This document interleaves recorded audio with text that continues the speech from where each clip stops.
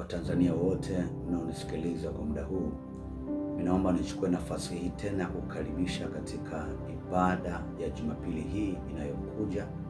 Itakuwa ni ibada ya kupewa mwongozo wa nini ufanye ili yale Mungu aliyosema 2026 yapate kutokea kwenye maisha yako, lakini pia nini ufanye ili lile neno la mwaka ambalo baba yako wa kiroho amekutamkia mahali popote ambapo unajua kabisa kwamba unasubmit na unasali.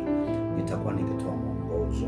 Watu wengi wanafeli padogo na baadaye kumwona Mungu kama ni mwongo. Hapana, Mungu sio mwongo, lakini kuna vipengele kadhaa ambavyo ni muhimu kuvifahamu ili Mungu aweze kutimiza kila neno ambalo ameliachilia kwenye maisha yako. Ni Jumapili hii katika ibada ya twende pamoja na Mungu, nitakuelekeza namna ya kusafiri na Mungu 2026.